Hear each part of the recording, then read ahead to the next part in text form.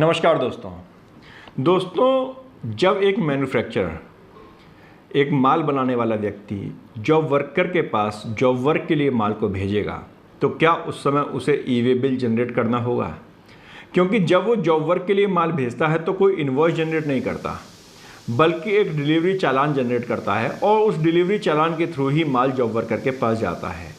तो क्वेश्चन ये उठता है कि जब मैंने अपनी इन्वॉइस जनरेट ही नहीं की तो क्या मुझे उस पर भी ई वे बिल लगाना होगा, क्या उसके साथ भी ई वे बिल अटैच होगा। तो दोस्तों आज हम इसके बारे में ही इस वीडियो के अंदर जानेंगे। उससे पहले आपसे रिक्वेस्ट, हमारे चैनल को लाइक शेयर और सब्सक्राइब कीजिए। मैं सीए प्रभाकर गुप्ता। दोस्तों यह बात बिल्कुल ठीक है कि जब कोई मटेरियल मैन्युफैक्चरर अपने यहाँ से और जॉब वर्कर के पास भेजता है तो उस केस में वो इन्वॉइस जनरेट नहीं करता, क्योंकि वो सेल नहीं होती है, वो डिलीवरी चालान के थ्रू माल को भेजता है।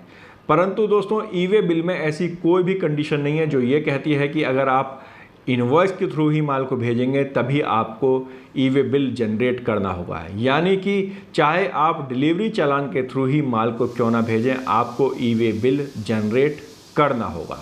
जी हाँ दोस्तों, उस केस में आपको इन्वॉइस नंबर की जगह पे अपना डिलीवरी चालान नंबर ई वे बिल के अंदर डालना मैंडेटरी होगा।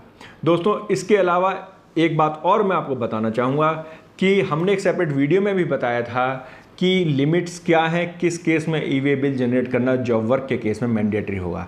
यहाँ भी मैं आपको एक ब्रीफ में बता देता हूँ कि इवन जॉब वर्क के केस में नॉर्मल जो सेल होती है उस केस में तो जो लिमिट होती है वो 50,000 रुपये की होती है। यानी कि अगर आप 50,000 रुपये से ज़्यादा का मटेरियल मूव कराते हैं, ट्रांसफ़र करते हैं, तो आपको ई वे बिल जनरेट करना होता है।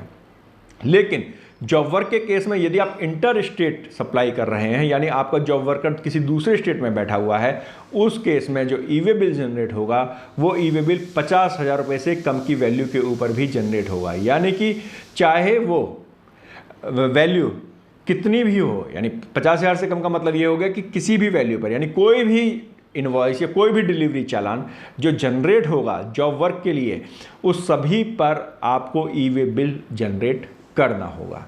तो दोस्तों आप ध्यान रखिएगा कि चाहे आप डिलीवरी चालान के थ्रू ही माल क्यों ना भेज रहे हो, आपको ई वे बिल जनरेट करना मैंडेटरी है। अब क्वेश्चन यह उठता है कि यदि आपने ई वे बिल जनरेट नहीं किया तो क्या होगा। तो दोस्तों यदि आप ई वे बिल को जनरेट नहीं करते हैं तो उस केस में आपके ऊपर जो टैक्स की अमाउंट है, जो उस बिल के ऊपर जो टैक्स लगता है उस अमाउंट के बराबर या 10,000 रुपये, विच एवर इज हायर, इन दोनों में जो भी ज़्यादा होगा उसकी आपके ऊपर पेनल्टी लग सकती है। तो ई वे बिल बनाना बिल्कुल मत भूलिएगा, चाहे वो जॉब वर्क के अंदर ही आपकी सप्लाई क्यों ना हो। दोस्तों आपको ये जानकारी कैसी लगी हमें कमेंट बॉक्स में कमेंट जरूर कीजिए। हमारे चैनल को लाइक शेयर और सब्सक्राइब कीजिए। नमस्कार।